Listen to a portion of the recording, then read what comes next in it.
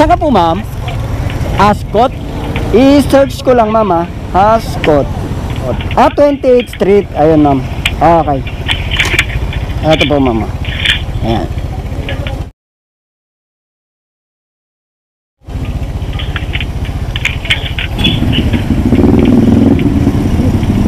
Okay ka na po? Okay. Ikaw lang nag-check, ma'am, ng helmet ko kung may amoy. Ha? Ikaw lang nag-check ng helmet ko kung may amoy. Kasi yung mga lahat ng nandyan, mabaho yung helmet. Ay, ganoon? Oo, nadikit ka. Ay, yan na kasi, ma'am, dinidisinfect ko muna bago ako bumiyahe. Kasi nag-content creator ako, ma'am, nakakaya naman sa pasahero kapag pinagamit ko yung helmet na mabaho. Kasi mga yun, lagi, pag yung pagtanggal ng helmet kasi masahin po palagi. Mabaho, syempre, kumikit yung amoy ng helmet. Yun ang iniiwasan ko kasi nakakaya sa pasahero naghahatid kasi ako ron, ma'am, ng libre. Kaya wala kang bayad ngayon, ma'am. Oo, ma'am. Kaya nililinis ko palagi yung helmet bago ko ibigay sa pasahero. Kasi nakakahiya Sila palagi. Wala silang minsan sa work yung nilalagay sa po. Opo. Lagi kaming basang. Ako, ma'am, wala kasi akong ganun. Kaya ginagawa ko, nililinis ko muna yung helmet. Pumupunta ako dyan sa pilahan, naghahatid ako ng libre. Ikaw ang natsyempohan ko, ma'am, kaya wala kang babayaran ngayon. Nagulat kasi ako, inaamoy mo yung helmet bago isuot Ganun kasi ako pag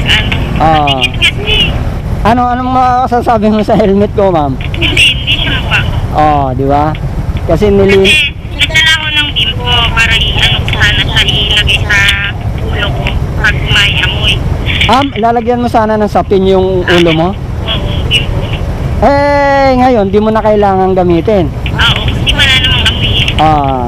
Ginagamitan ko yan kasi, ma'am, ng Extreme One Disinfecting Foam. Yung para sa helmet. Para hindi siya mangamoy. Lagi ako late.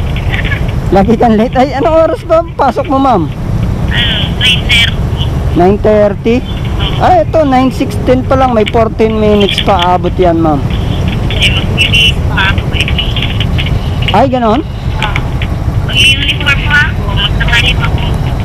Kaya hindi sapat yung 14 minutes. Ano ba kayo dun, ma'am? Lady guard. Lady guard. Saan ka na pupunta ko siya pag Kahit saan sa Metro Manila, ma'am, kung saan yung destination ng yung minsan yung iba sa Ortigas, yung iba sa Ayala.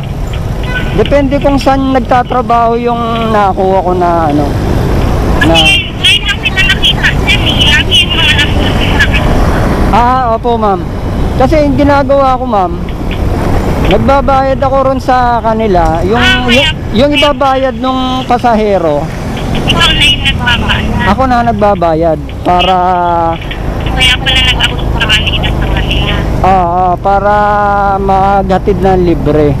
Kasi ako na nagbabayad ng pamasahe ng ng pasahero.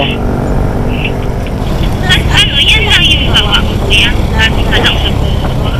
Opo, ma'am, nagmomotor ako, paikot-ikot, kung anong pwede may tulong.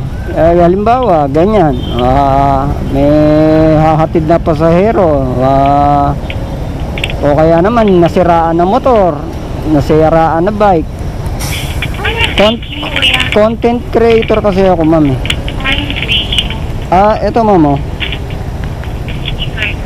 Ito yun, ma'am. Okay, ma'am. Sa inyo na yun, souvenir. Hindi lang manood sa vlog. Sige, ma'am. Salamat po, salamat. Kahit doon mo na lang ako ihatid ko rin. Dito, ma'am? Okay. Meron palang U-turn dito. Dito sila nakaharap palagi. Ascot. Okay. Maach. Umabot ka ba, ma'am? 9:21. Okay pa yun. Okay pa yon? Ah, yan. Umabot ka pala, ma'am eh. Ah, okay. Libre lang yun, ma'am. Okay na po yun.